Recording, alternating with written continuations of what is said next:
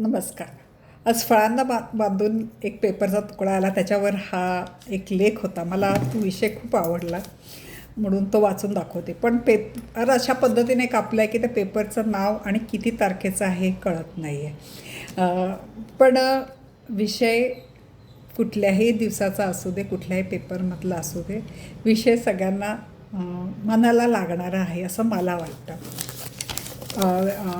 ह्याचं नाव आहे विवेक बुद्धीला श्रद्धांजली. ज्यांच्याकडून न्यायाची अपेक्षा ठेवायची त्यांच्याकडून असे वर्तन होणार असेल तर शेवटी दाद कोणाकडे मागायची हा प्रश्न उपस्थित होतो.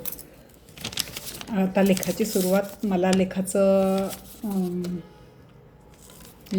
पण नाव नाही आहे तुकडा, आणि हा लेख पूर्ण आहे की नाही हेही कळायचं हे नाही आहे, पण मला विषय आवडला म्हणून वाचून दाखवते. एखाद्या स्त्रीच्या स्तनांना स्पर्श करणे, तिच्या सलवारीच्या नाडी सोडवण्याचा प्रयत्न करणे हे प्रकार बलात्कार आणि बलात्काराचा प्रयत्न या प्रकरणात मोडत नाहीत. त्यांना फार तर विनयभंग म्हणता येईल. या पाटणा उच्च न्यायालयाच्या धक्कादायक निरीक्षणानंतर 9 जुलै असं लिहिलेलं आहे. 2 मिनिटे मौन पाळून विवेकबुद्धीला श्रद्धांजली वाहणेच बाकी राहिले आहे. ज्येष्ठ वकील शोभा गुप्ता यांनी सर्वोच्च न्यायालयात हा मुद्दा उपस्थित केल्यानंतर न्यायमूर्ती सूर्यकांत यांच्या खंडपीठाने या निरीक्षणाबाबत तीव्र शब्दात नाराजी व्यक्त केली असली तरी न्यायव्यवस्थेतील काही व्यक्तींशी, विशेषतः स्त्रियांशी संबंधित प्रकरणामधील असंवेदनशील वक्तव्ये हा प्रकार काही भारतीय स्त्रीवर्गाला काय नवीन नाही.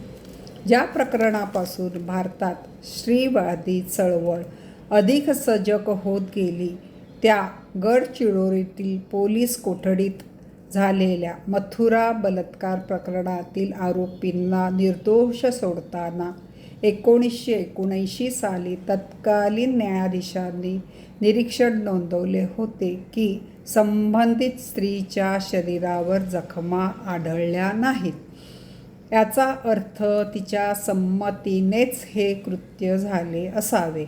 1995 गाजलेल्या राजस्थानातील भंवरीबाई बलात्कार प्रकरणातील आरोपींना निर्दोष सोडणारा निकाल देताना सत्र न्यायालयाच्या न्यायाधीशांनी असे निरीक्षण नोंदवले होते की उच्चवर्णीय पुरुष खालच्या जातीतील स्त्रीवर बलात्कार करूच शकत नाही. न्यायाची अपेक्षा ठेवायची आणि त्यांच्याचकडून असे वर्तन होणार असेल तर शेवटी दाद कोणाकडे मागायची हा प्रश्न त्यामुळे उपस्थित होतो. हे सगळे अत्यंत उद्विग्न करणारे का आहे हे समजून घेण्याआधी मूळ प्रकरण काय आहे त्याविषयी. हे प्रकरण आहे बिहारच्या बांका जिल्ह्यामधील 2008 साली घडलेले. एक तरुण मुलगी छायाचित्र काढण्यासाठी आपल्या वडिलांना बरोबर घेऊन एका स्थानिक स्टुडिओत गेली. संबंधित चित्रकाराने स्टुडिओत नेऊन तिची छायाचित्रे काढली आणि बाहेर बसवलेल्या तिच्या वडिलांना ती संगणकावर पाहावयास सांगून त्याने स्टुडिओचे दार बंद करून त्या तरुणीशी दुर्वर्तन केले. तिच्या ओरडाआरड्यामुळे स्टुडिओच्या बंद दरवाजाबाहेर तिच्या वडिलांसह लोक जमले. असे असताना तो छायाचित्रकार दरवाजा उघडून पळून गेला. पुढे हे प्रकरण न्यायालयात गेले.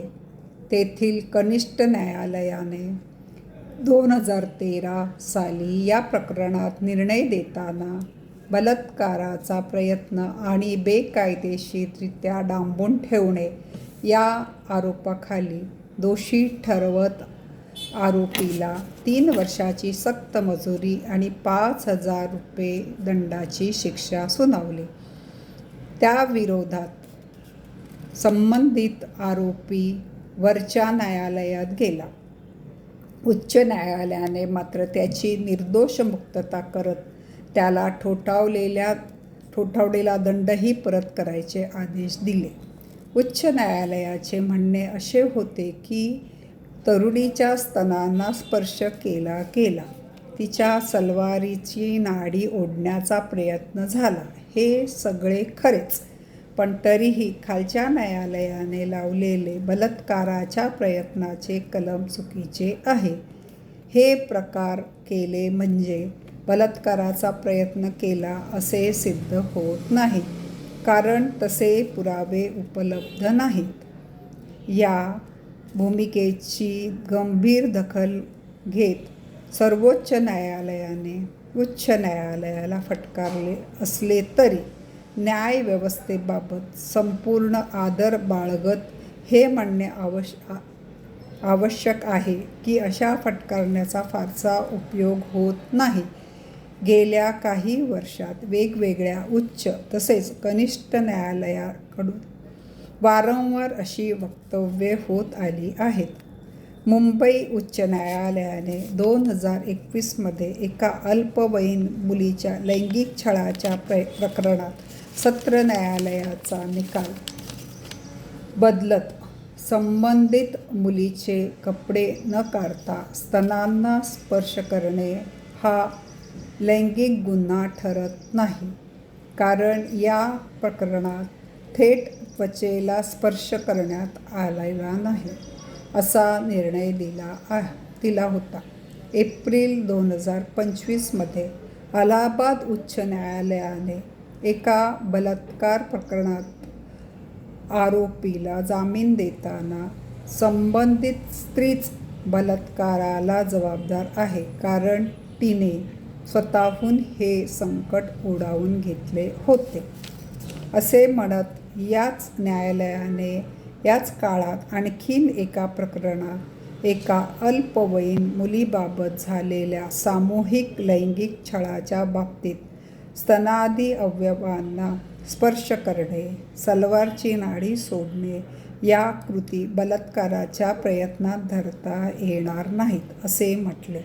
तर 2004मधल्या एका प्रकरणात फेब्रुवारी 2026मध्ये निकाल देताना छत्तीसगड उच्च न्यायालयाने असे म्हटले आहे की अनेकदा अश्लील वागणे आणि छेडछाड प्रकरण घडलेले असताना बलात्कार झाला असे वाढवून चढवून सांगितले जाते.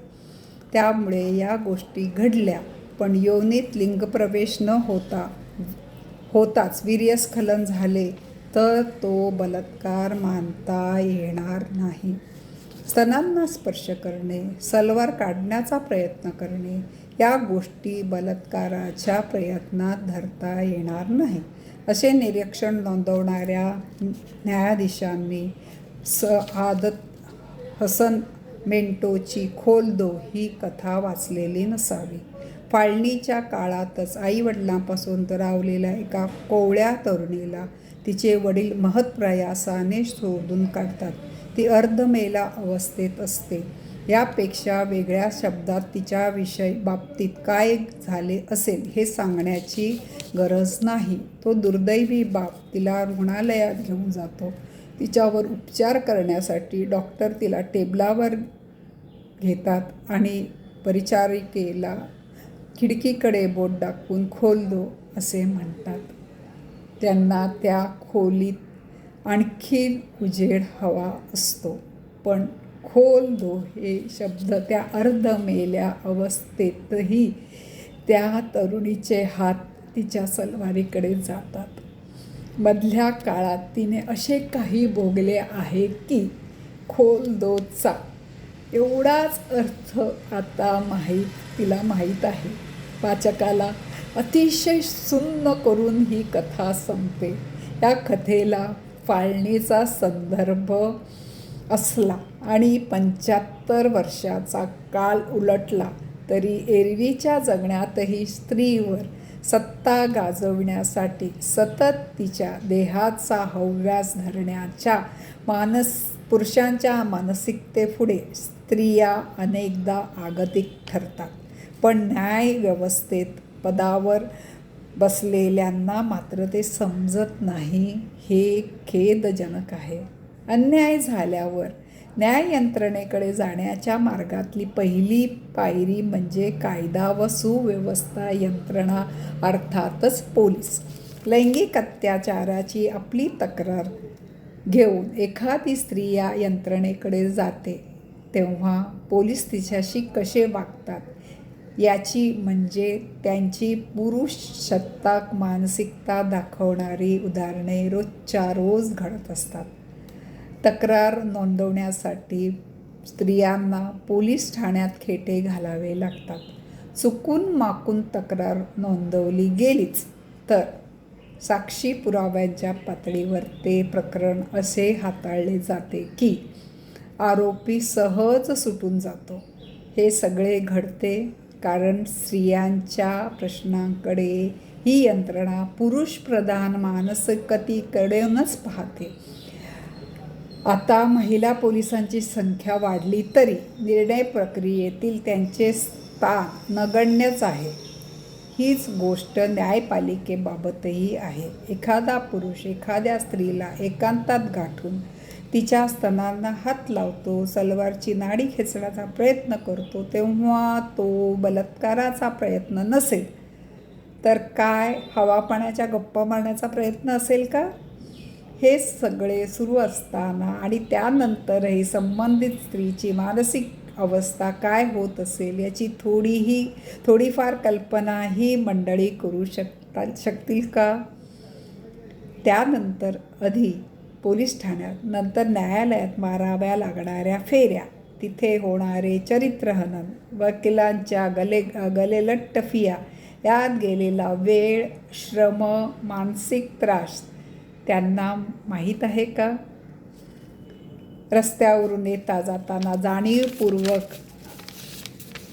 तिला गेलेला एखादा धक्का देखील त्या स्त्रीसाठी पुढचे कित्येक दिवस नरकासारखा असतो.